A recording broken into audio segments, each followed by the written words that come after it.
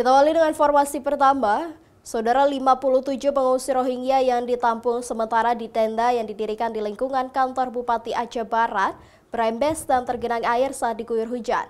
Sehingga sebagian pengungsi, khususnya laki-laki, terpaksa harus dipindahkan ke ruang aula Bapeda setempat. Setelah diusir warga dari gedung PMI di Desa Suwakni, Kecamatan Johan Pahlawan, sebagai tempat penampungan sebelumnya, kini 57 pengungsi Rohingya ditempatkan dalam tenda yang didirikan di pekarangan kantor Bupati Aceh Barat.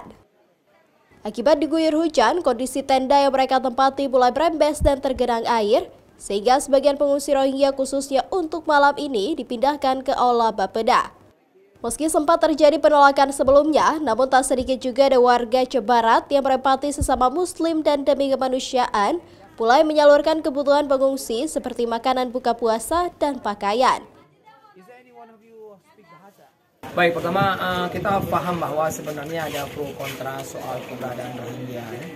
Tapi yang kita khawatirkan adalah jangan sampai kemudian kondisi ini diprovokasi. Sehingga ada kesan ada penolakan, tapi penolakannya itu terjadi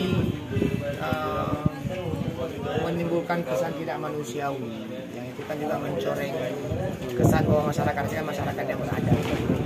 Nah, inilah kita sudah coba berkoordinasi dengan pihak terkait untuk menangani masalah seperti yang kita lihat sekarang ini kan terbuka. Mungkin besok kita akan koordinasi dengan UNHCR karena informasi yang saya terima mereka akan membeli sekat.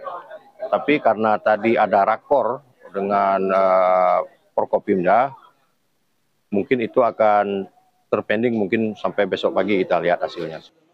Pengungsi Rohingya yang selamat dari kapal terbalik di perairan Kabupaten Aceh Barat ini jumlahnya 57 orang, dengan rincian laki-laki dewasa 40 orang, perempuan dewasa 24 orang, dan anak-anak 11 orang.